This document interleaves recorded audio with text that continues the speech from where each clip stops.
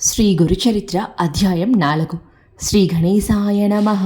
శ్రీ సరస్వత్యై నమః. శ్రీ గురుభ్యో నమః. దుర్వాస శాపం వలన భగవంతుడు ధరించిన అవతారాలలో ఉత్తమ సాధకులకు మాత్రమే తెలియబడే శ్రీ దత్తాత్రేయ అవతారం గురించి చెప్పమని నామధారకుడు కోరగా సిద్ధయోగి ఇలా చెప్పసాగారు.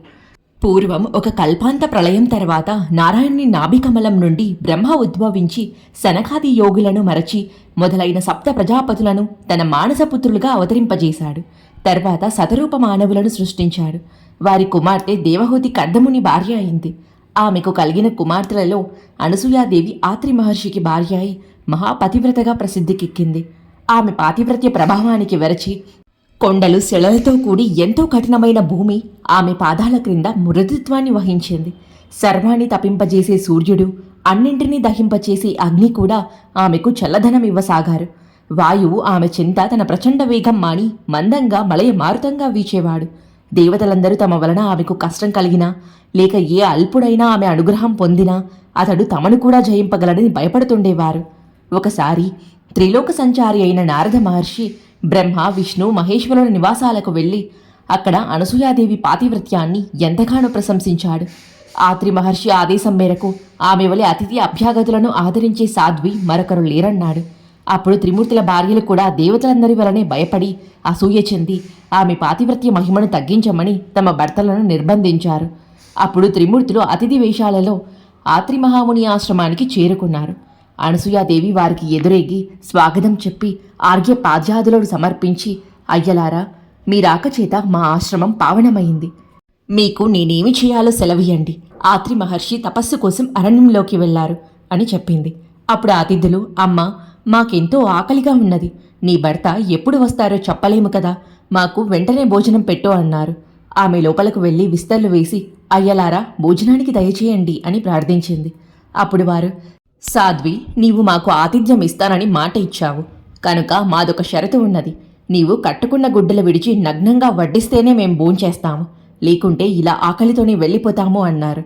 వారు ఆకలితో వెళ్ళిపోతే ఆమె ఆత్రి మహర్షి ఆదేశాన్ని మీరినట్లవుతుంది. అంతేకాక ఆకలితో తిరిగిపోయిన అతిథి గృహస్థుల పుణ్యాన్ని, తపస్సును తీసుకుపోతాడని శాస్త్రం. కానీ పరపురుషుల ఎదుటకు నగ్నంగా వస్తే పాతివ్రత్యం భంగమవుతుంది. పరస్పర విరుద్ధమైన ధర్మాల మధ్య తనను చిక్కించుకోజూచిన అతిథులు సామాన్యులు కారని ఆమె వెంటనే గ్రహించింది. వారి విచిత్రమైన షరతుకు ఆమె తనలో తానే నవ్వుకున్నది. తపోమూర్తి అయిన ఆత్రి మహర్షి సంసర్గం వలన పవిత్రురాలనైన నాకు కామభయం లేదు. ఆకలిగొని అన్నం అడిగిన వీరు ధర్మం ప్రకారం నా బిడ్డలే కాని పరపురుషులు కారు అనుకొని ఆ సాధ్వి, అయ్యలారా, అలానే చేస్తాను, భోజనానికి లేవండి అని చెప్పి ఆశ్రమం లోపలకు వెళ్ళి ఆత్రి మహర్షి పాదుకలతో, స్వామి, నేను మీ ఆజ్ఞ మేరకు వారు నా బిడ్డలన్న భావంతో భోజనం వడ్డిస్తాను అని చెప్పుకున్నది. ఆమె యొక్క పాతివ్రత్య మహిమాన్వితమైన సంకల్పం వలన ఆమె భోజనం వడ్డించడానికి నగ్నంగా వెళ్ళేసరికి ఆ ముగ్గురు పసిపిల్లలయ్యారు. ఆమె భావాన్ని అనుసరించి ఆమెకు బాలింతరాలి వలె స్తన్యం వచ్చింది. ఆమె వెంటనే మరలా వస్త్రాలు ధరించి ఆ బిడ్డకు తృప్తిగా పాలిచ్చింది. నిరంతరం సృష్టి చేసి అలసిన వాడిలా బ్రహ్మదేవుడు, ప్రపంచాన్ని పాలించి అలసిన వాడిలా శ్రీ మహావిష్ణువు, జగస్తంభార కార్యం వలన సోలిపోయిన వాణిలాగా శంకరుడు అనసూయాదేవి యొక్క పాతివ్రత్య మహిమను గ్రోలి విశ్రాంతి చెందారు. ఆ మహాపతివ్రత తన దివ్య దృష్టి వలన ఆ ముగ్గురు త్రిమూర్తులని తెలుసుకొని ఊయలలో పెట్టి ఆ జరిగిన కథనే జోలగా పాడుతున్నది. ఇంతలో ఆత్రి మహర్షి వచ్చి ఆమె నుండి సర్వము తెలుసుకొని ఊయలలోని త్రిమూర్తులను దర్శించి ఆ రూపాలలో ప్రకటమైన పరమాత్మను ఇలా స్తుతించాడు. ఓ మహావిష్ణు, నీవు సృష్టి స్థితి లయకారకుడవు, జగస్తాక్షివి, విశ్వమయుడవు, విశ్వధారుడవు. ఓ పరమేశ్వర, నీవు సహజంగా ఒక్కడవే అయినా నీ లీల చేత త్రిమూర్తులుగా మారి క్రీడిస్తున్నావు.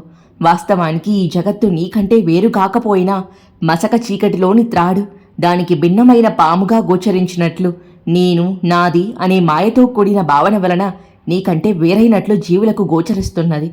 ఊయలలోని పిల్లలు హాయిగా నిద్రపోతున్నారు. త్రిమూర్తులు ఆ సూత్రానికి తృప్తి చెంది తమ నిజరూపాలతో కూడా ప్రత్యక్షమై వరం కోరుకోమన్నారు. అప్పుడు ఆయన సాభిప్రాయంగా భార్యవైపు చూస్తూ, సాధ్వి, వీరు మనస్సు చేత కూడా పొందడానికి వీలు కాని వారు. అయినా నీ భక్తి వలన ఇలా వచ్చారు. నీ అభిష్టమేమిటో నివేదించుకో అన్నాడు.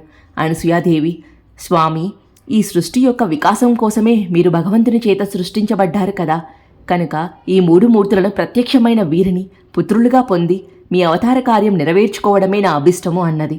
ఆత్రి మహర్షి సంతోషించి, మీరు మాకు పుత్రులుగా పుట్టి మమ్ము ఉద్ధరించండి అని కోరారు. అప్పుడు వారు, మహర్షి, మమ్ము మీకు సంపూర్ణంగా దత్తం చేసుకున్నావు అన్నారు. ఆ పతివ్రతా ప్రభావం చేత త్రిమూర్తులు ఆత్రి కోరిన వరమును అనుగ్రహించి తమ లోకాలకు వెళ్ళి వారి భార్యలను కలుసుకున్నారు.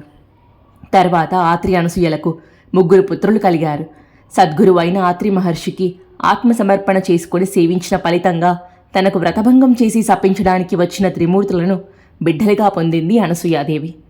తర్వాత ఆత్రి మహర్షి బాల విష్ణుమూర్తికి దత్తుడని, దర్శన మాత్రం చేత అందరి హృదయాలకు ఆహ్లాదాన్నిచ్చే బ్రహ్మదేవునికి చంద్రుడని, ప్రళయకర్త అయిన రుద్రుడికి దుర్వాసుడని నామకరణం చేశాడు. ఆ 3 ఆత్రి యొక్క సంతానం గనుక వీరిని ఆత్రేయులని, దత్తుణ్ణి దత్తాత్రేయుడు అని వ్యవహరిస్తారు. ఈయనే సాక్షాత్తు పరమేశ్వరుడు, శృతులకు కూడా అందని సచ్చిదానంద స్వరూపుడు. మానవులకు అభిష్టాలు నెరవేర్చి యోగము జ్ఞానము ప్రసాదించేవాడు. స్మరించిన తక్షణంలోనే అనుగ్రహిస్తూ సర్వత్రా సంచరిస్తూ ఉంటాడు. దుర్వాసుడు మిక్కిలి కోప స్వభావం కలవాడైనా ఆయన కోపం కూడా లోకానికి కళ్యాణమే చేకూర్చింది. చంద్రుడు సర్వజీవులను పోషిస్తూ ఉంటాడు. తరువాత బ్రహ్మ, శివుడు తమ దివ్యాంశలను దత్తాత్రేయుని అందుంచి తల్లు అనుమతితో తపస్సుకు వెళ్ళిపోయారు. నామధారక, అలనాటి దుర్వాస శాపం వల్లనే పరమాత్మ అయిన శ్రీ దత్తుడు శాశ్వతంగా భూమి మీద సంచరిస్తూ భక్తులు అనుగ్రహిస్తూ ఉంటారు. అసలు ఆయన అవతరించిందే అందుకు. స్థూల దృష్టికి అలా కనిపించినా నిజానికి ఇతర అవతారాలు తమ కార్యం తీరగానే శరీరాలు త్యాగం చేసి వైకుంఠానికి వెళ్ళిపోయినట్లు భగవంతుడు ఈ దత్తావతారంలో చేయడు. శ్రీరాముడు రావణాది రాక్షస సంహారం కోసము, శ్రీకృష్ణుడు దుర్యోధనాది దుష్టులను సంహరించి భూభారం తగ్గించడానికి అవతరించారు. ఆ కార్యాలు తీరగానే ఆ ఇద్దరు తమ శరీరాలు వదిలివేశారు.